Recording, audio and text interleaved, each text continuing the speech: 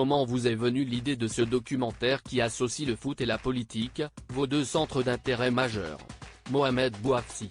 J'ai mis être créatif et je me suis dit que cela n'avait jamais été traité avant. J'ai été longtemps journaliste sportif, je suis aujourd'hui journaliste sociétal, et il me semblait qu'il y avait quelque chose à faire autour de ce sujet, sachant que 2022 est une année exceptionnelle, avec une présidentielle et une Coupe du Monde. Tous les locataires de l'Élysée ont-ils cherché à établir des rapports aussi étroits que Jacques Chirac avec la formation tricolore? François Mitterrand lisait l'équipe mais il s'en cachait plutôt car, à cette période, on n'avait pas l'impression que les Bleus pouvaient faire gagner des points.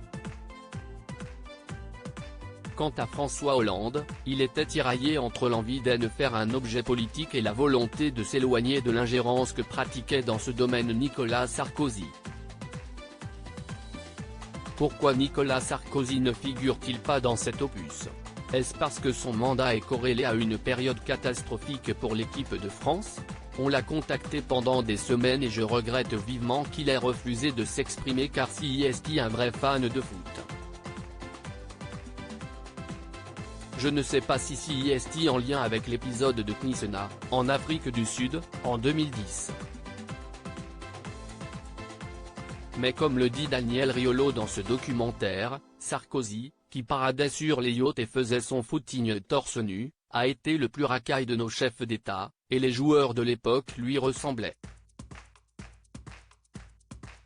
L'équipe de France est le symbole de la personnalité du président. Emmanuel Macron n'a pas eu droit au même état de grâce en 2018 que Jacques Chirac après le titre de 1998. Quand les Bleus gagnent, cela bénéficie-t-il forcément au président? En 2018, l'engouement a été stoppé net à la descente du bus. 1 million de Français étaient là pour acclamer les Bleus sur les Champs-Élysées mais ils n'ont presque rien vu. Puis il y a eu la montée des Gilets jaunes juste après. De plus, on n'était pas dans la même problématique qu'en 1998.